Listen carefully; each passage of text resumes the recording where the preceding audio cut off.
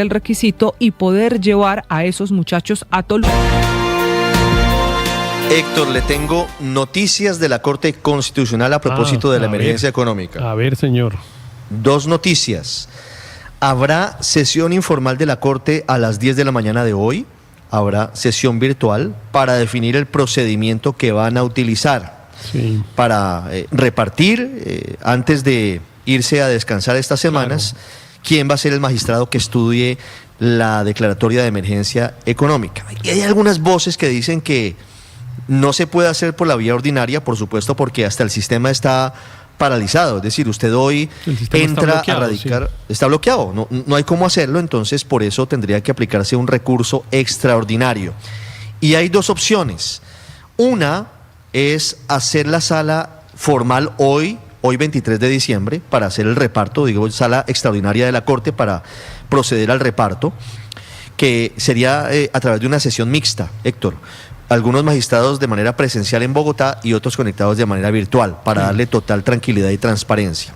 Si no se logra hoy, Héctor, a más tardar sería el próximo viernes, cuando se lleve a cabo esa sala extraordinaria de la Corte. En cualquier caso, será muy rápido. Y en definitiva, Héctor, pareciera que está descartada la posibilidad que de plano, es decir, que esta semana o en una sala extraordinaria, se suspenda la ejecutoria del decreto que convoca a esta emergencia económica. No, es que eso sí no puede ocurrir. Por ahora lo que hay que hacer es repartir el expediente, que es lo primero que hay que hacer, y se hace en la sala plena, el reparto. Y el reparto es muy importante, Ricardo, porque en la posibilidad de la suspensión, que es de la que se ha hablado, en el auto que la Corte fijó las reglas, las condiciones para decretar una eventual suspensión, que recordémosle a los oyentes que nunca lo ha hecho. La Corte jamás ha suspendido una norma que esté bajo su control, pero lo podría hacer esta como primera vez, porque la Corte fijó unas condiciones. Y una de las condiciones, oiga bien esto, Ricardo, es que el ponente se lo pida a la sala plena. Es decir, que el ponente tiene la posibilidad de no mencionar el tema, o si se lo piden, como se lo van a pedir en este caso, negarlo. Hay muchos casos en la Corte en los cuales a mí me ha pasado una vez al menos que le pedí a la Corte que suspendiera una norma y el magistrado sustanciador, él solo, sin preguntarle a nadie más, acepta o niega la solicitud. Hasta ahora todos la han negado, a todos, en todos los casos en los que pero es facultad del ponente es facultad del ponente, así dice en el auto, que creó las condiciones. Porque aquí ya hay al menos 3 solicitudes, Ricardo, que yo recuerde. Tengo la solicitud de la ANDI, de Bruce McMaster, la solicitud de la Cámara de Comercio Colomboamericana, como María Claudia Lacutir, la solicitud de FENALCO por Jaime Alberto Cabal y la solicitud de la candidata Paloma Valencia. Entonces lo primero que habría que hacer, Ricardo, y eso pues no se va a poder hacer durante esta época de la vacancia, en la que lo más que se puede hacer es el reparto, para que el reparto tiene una ventaja, Ricardo, y es que pues pone a andar los términos, porque inmediatamente se le da al ponente, pues él tiene unos términos para después pues abrir a prueba si es que lo va a hacer, o para adoptar las etapas procesales que correspondan. Pero si se va a pedir la suspensión provisional y el ponente pues es un ponente que niega, digamos, la suspensión, lo primero que habría que hacer es cambiar el contenido del auto que permitió la suspensión para cambiar ese procedimiento de que el ponente sea el que lo pide. Pero hoy por hoy lo que dice la jurisprudencia de la Corte, Ricardo, es que es el ponente el que pide la suspensión. Ese análisis que es muy 8:16 minutos, el futuro de la reforma de la emergencia económica en la Corte Constitucional. Ese análisis que nos hace Héctor básicamente nos ayuda a entender cuándo va a tomar la decisión la Corte, no qué decisión va a tomar, porque creo que absolutamente todo el mundo, incluido el gobierno, tiene claro que este decreto se cae en la Corte Constitucional. Distintos respetados juristas, exmagistrados de la Corte Constitucional, economistas, exministros de este gobierno, absolutamente hay un consenso generalizado que este decreto no tiene los supuestos de constitucionalidad, es decir, que no hay un hecho sobreviviente, y por eso la pregunta no es si se cae o no, sino cuándo se cae. Y hay un tema particularmente sensible, Ricardo, en lo que expidió el decreto, en lo que expidió el gobierno el día de ayer, quienes tuvieron la oportunidad de leerlo, en los supuestos, porque es ahí donde se tiene que demostrar efectivamente que hay un hecho sobreviniente, que el país afronta una crisis económica de gravedad tal que le dé facultades extraordinarias al presidente. Y cuando usted lee el decreto, Ricardo, con detenimiento, se da cuenta que el mismo gobierno se encarga de darle los elementos a la Corte para tumbárselo, porque todo lo que enumera el decreto son hechos que no son sobrevinientes, son hechos que el país conoce y que hemos discutido en esta mesa durante los últimos 3 años. El ajuste de la UPC en salud, la garantía, digamos, que hay elecciones, bueno, pues sabemos que hay elecciones desde hace 4 años, que hay que ajustar la de salud, sabemos también desde hace 3 años. El argumento de que el Congreso no aprobó los presupuestos, pues tampoco tiene sustento. Y tiene un agravante, Ricardo, y con esto concluyo, y es que, si usted se da cuenta, en todo el decreto no hablan es de una crisis y una emergencia de carácter nacional. Y yo no sé si usted recuerda que la semana pasada se publicó, o digamos, se filtró un borrador de decreto de los que serían los impuestos. Y ahí hay impuestos, por ejemplo, a los licores, hay impuestos al tabaco y hay impuestos de carácter territorial. Entonces, si el gobierno decreta una emergencia nacional económica para que los departamentos recauden, ahí sí que apague y vámonos, digamos. Apague y vámonos. Cada cosa se contradice con la otra. Realmente el decreto no tiene ninguna posibilidad de sobrevivir. ¿Sabe, Felipe, que ya les voy a contar qué está diciendo esta mañana el Ministerio de Hacienda sobre hacia dónde van esos nuevos impuestos, Felipe? Pero sí. Sabe que uno de los efectos colaterales de esta declaratoria de emergencia económica es que el gobierno termina reconociendo que no estaba financiada, no tenía el aval fiscal la reforma a la salud. Tanto que nos dijeron que la reforma estaba financiada, pues están terminando de reconocer que no tienen la plata.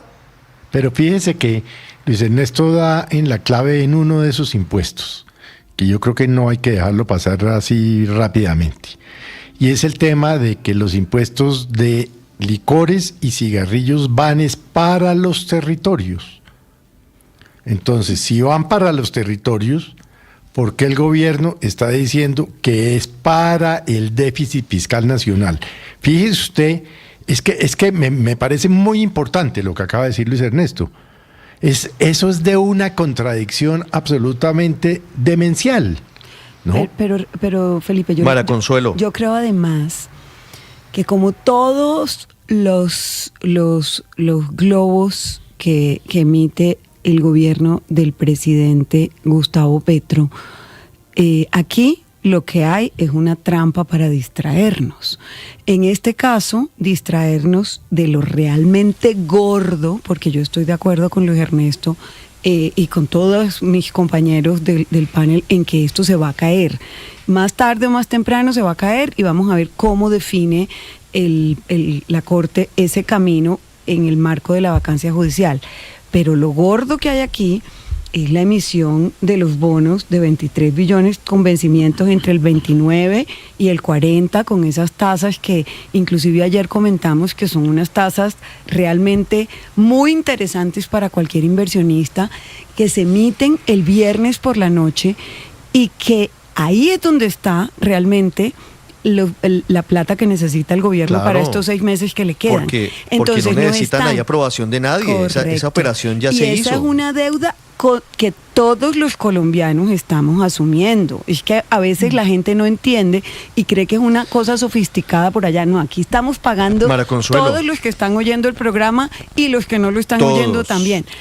Todos vamos a terminar pagando. Y aquí lo que nos votan con este decreto mal hecho, mal estructurado, violatorio de la Constitución, es una cortina de humo para no hablar de lo realmente importante, que son están confirmando, esos 23 billones de pesos. Mara Consuelo, están confirmando, Héctor, esta mañana del Ministerio de Hacienda que sí es PIMCO, la empresa... PIMCO es un gestor de fondos estadounidense. PIMCO Offshore, efectivamente, porque como decíamos ayer, no puede ser PIMCO Estados Unidos, que no puede invertir en bonos del Tesoro colombiano que están dentro del grado especulativo, calificación W, es PIMCO Offshore, que efectivamente tiene sus cosas en Islas Caimán y en Irlanda. Eso por un lado, y efectivamente, María Consuelo, es muy importante, eso equivale a una emergencia económica y medio, porque estamos hablando de más plata, 23 billones de pesos. Sin embargo, digamos, no es tampoco la primera vez que en la historia del país Crédito Público haya hecho una colocación de test directa y no a través de las subastas, que en la buena práctica pues indica que es en una subasta el mejor postor, el que mejor ofrezca las tasas más baratas para el gobierno, pero tampoco es que sea la primera vez. Lo que pasa sí es que es la primera vez en donde no se dice de frente a quién, cómo, cuándo, dónde, los plazos, las tasas, sino que ha ido saliendo de a poquitos en un misterio total y absoluto. Y el misterio es mientras nos votan este decreto por la cara, para que todos hablemos de eso, realmente sabiendo además que se va a caer, pero es para tapar lo en donde está grandemente. Sí, claro. Ahora es cierto que pero déjeme hacerle una pregunta a Paola, perdón, Héctor, déjeme hacerle una pregunta informativa. Felipe. Este PIMCO del que usted está hablando, que dice usted que es un offshore con Islas Caimán y tal, ¿quién está detrás de eso realmente? Es un fondo muy serio, ¿no, Paola? En Estados Unidos está regido por las normas del mercado. ¿Está en Qatar? ¿Está en dónde? No. Este es un fondo estadounidense, Felipe. Se habló mucho de los cataríes, Paola, pero este es un fondo estadounidense, ¿verdad? Es una empresa muy conocida y muy seria en el mercado de valores, Ricardo. Okay. Es más, en una época tenía la reputación, no sé si todavía, de ser el mayor inversionista del mundo o el más conocido como inversionista del mundo en bonos, e incluso tenía un célebre estratega muy conocido en este tema que se llamaba Bill Gross. Es decir, yo no me enfocaría en ese tema porque pues la firma pero es muy ¿cómo conocida. Sabemos que PIMCO dio mejores tasas de las que hubiera ofrecido el mercado? No, esa es otra. Hay unas preguntas es que lo de las tasas sí es la clave, Ricardo, y todo. Sí. Porque es que de eso dicen pues que el gobierno, los gobiernos suelen hacer, digamos, tipo de movidas para pagar deuda con deuda, que es como cuando uno está hundiéndose, digamos, que le toca para pagar la tarjeta, le toca ir a pedirle al vecino y tal. Cuando usted está sin efectivo y entonces hace avances con la tarjeta de crédito a una tasa altísima. Claro, exacto, porque lo que dicen, pero pues yo no soy experto en estos temas, pero lo que he oído y es aterrador, que lo que está es reemplazando, al menos parcialmente, una deuda que estaba al 7% y está acordando una tasa del 13.5%. Es decir, que estamos duplicando la tasa de interés, al menos en el repago. Pero tengamos claro que parte de la responsabilidad de ese 13.5% es tienen que ver con la situación riesgo país. Luis, sí.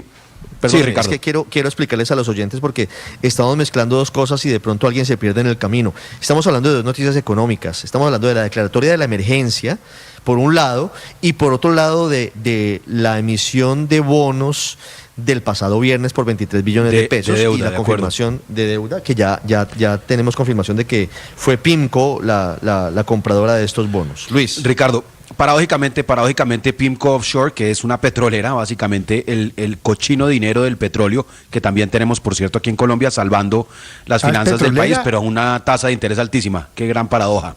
Pero Ricardo, lo que sí hay que decir es, esa operación, que por supuesto genera grandes dudas, nos tiene que poner en alerta a todos los colombianos por una sencilla razón. Si el presidente deja de ser Gustavo Petro, y eso va a pasar el 7 de agosto, y el presidente es el de su preferencia, Abelardo Lesprella, Paloma Valencia, escoja usted, Sergio Fajardo, va a tener una tasa de endeudamiento muy similar a esta, y la razón es que hoy Colombia no tiene las condiciones de seguridad para los mercados, y por eso cuando uno dice, oiga, este tipo de pronto no me paga, le voy a prestar, pero como de pronto no me paga, le voy a prestar una tasa de interés más alta.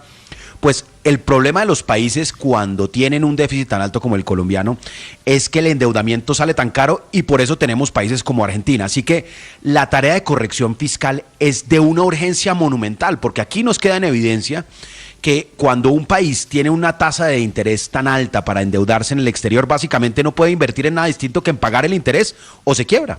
Entonces, esto es un campanazo enorme, no solo para este gobierno que ya termina, sino para el que llega. Muy responsable el manejo de las finanzas, ¿no?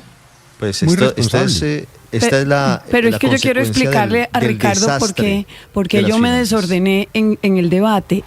¿Por qué se desordenó, María Consuelo? No, porque usted dice, son dos temas diferentes. Se desordena, María Consuelo. Son dos debates diferentes, pero es que yo veo un hilo conductor muy claro ahí, que es la distracción de un decreto mal hecho para que el foco de la discusión y el debate y la narrativa, exacto, esté ahí y no en lo verdaderamente grande, que es el que nos están metiendo la mano al bolsillo con una deuda hasta el año 2040, porque hay unos bonos que están hasta el 2040 a una tasa promedio del 13.5. Es que es una cosa absurdamente Ricardo, pero están metiendo la mano. Pero si los economistas, perdón Álvaro, los economistas, porque yo no lo soy y lejos de mí tan repugnante idea, ¿no?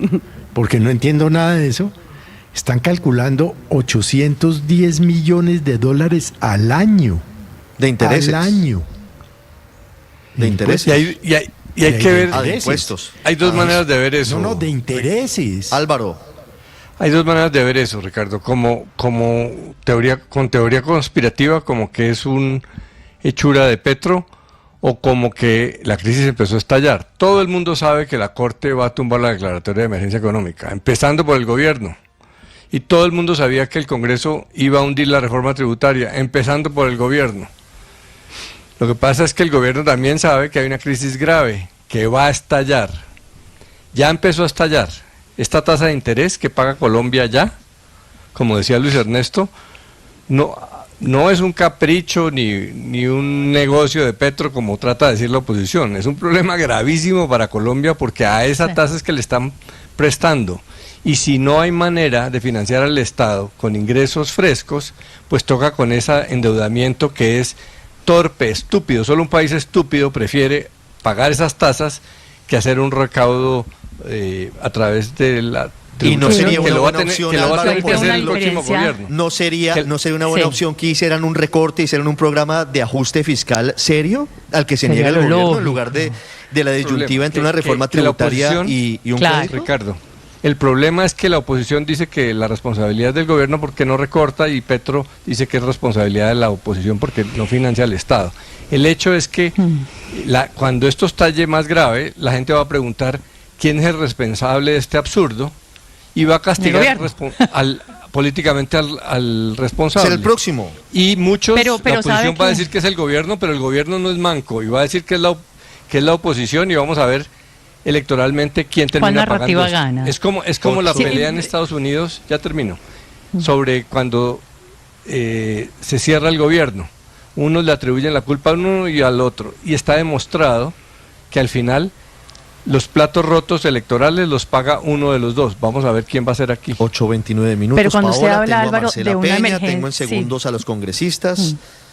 Cuénteme. Breve y rápido, dos cositas. Uno, es cierto, y por eso es que en este punto, sobre todo, me genera a mí una disonancia cuando ustedes dicen que lo que está pasando a nivel político en el país se parece a lo de Chile. No, qué pena. Boric acaba de dejar a Chile colocando bonos al 5.4%, bonos a 10 años, es decir, casi una tercera parte de lo que los está poniendo hoy Colombia. Yo creo que ahí esta crisis que va a estallar, como dice Álvaro, tarde o temprano, hay una diferencia muy grande con lo que está pasando en Chile, y por eso ese telón de fondo, digamos, perturba y nubla todo. Eso por un lado. Por el otro, yo creo que decíamos también lo mismo, Ricardo, cuando el presidente en el año que llega o al año siguiente saca la emergencia económica de La Guajira. Todos dijimos, eso se va a caer porque el hecho sobreviniente supuestamente era el fenómeno del Niño, que se había anticipado 2 años antes, todas las agencias meteorológicas del mundo diciendo, bien, un fenómeno del Niño, entonces se cae. Sí, pero se cayó a media. Recuerde usted que la Corte sí tumba el decreto madre, pero deja, por ejemplo, difiere a un año los temas de agua. Entonces ahí alcanzan a recoger plata un año para temas de agua en La Guajira. Entonces, esto de que estemos dando por sentado que la Corte tumba todo y sí, ya, y esto se cayó, tampoco puede necesariamente llegar a ser cierto,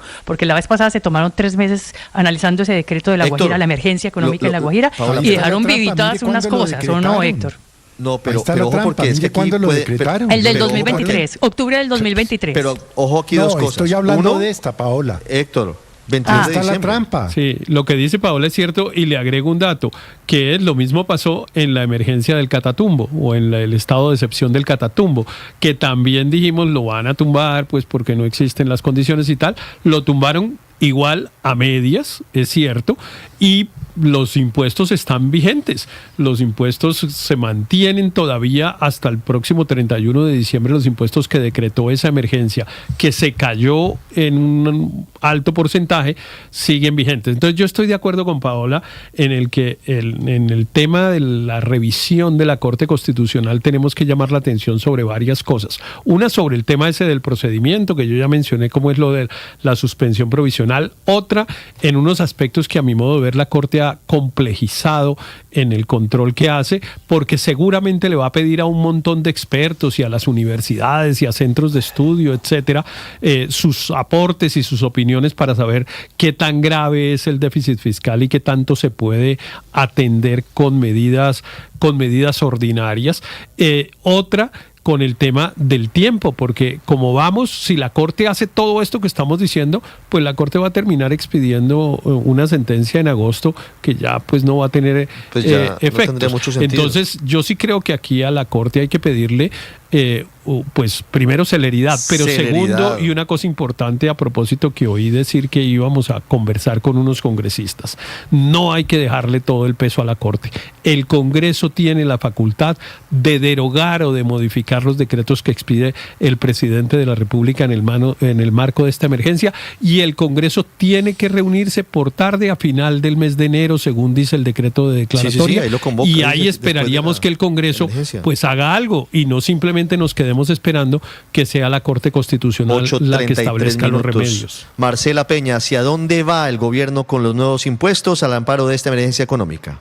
Pues Ricardo, el gobierno está haciendo cambios a sus propios planes. El ministro del Interior, Armando Benedetti, había confirmado que sí iban a aumentar de 4 a 5 por mil, pero hoy desde el Ministerio de Hacienda dicen que ya no, que esa idea no va y que lo que van a hacer en su lugar es aumentar los impuestos a las compañías del sector financiero, por ejemplo los bancos, que ya hoy pagan una sobretasa de impuesto a la renta, pues a esa sobretasa le sumarían 10 puntos adicionales. También dicen desde el gobierno que aumentarían el impuesto al patrimonio para personas con más de 3.600 millones de pesos en patrimonio, subiendo las tarifas que pagan actualmente. La tarifa máxima pasaría de 1,5% a 5%. Sin embargo, hay varias cosas que no ha confirmado ni descartado el gobierno. Por ejemplo, no ha hablado de qué va a pasar con el impuesto al consumo de licores, que estuvo en la propuesta original, que estuvo en la mente del gobierno hasta la semana pasada. Por ejemplo, tampoco han dicho qué va a pasar con el IVA a los juegos de suerte y azar en línea, que salió y que se cobra hoy en día al amparo de la emergencia económica por el Catatumbo. Acuérdese que eso se decretó comenzando este 2025 y se cobra hasta el 31 de diciembre. No han dicho tampoco si tienen contempladas medidas adicionales por el lado de los cigarrillos. Esto era lo que estaba pensando el gobierno hasta el fin de semana. Así se lo contaba el ministro del Interior, Armando Benedetti, a Noticias Caracol. Bueno, yo le puedo decir por ahora, por encima, que es a los juegos a las entidades financieras que prestan, la que le acabo de decir, también a los juegos de suerte de azar, a los licores con alto grado de alcohol, más o menos que recuerde esos, al 4 por mil pasarlo a 5 por mil.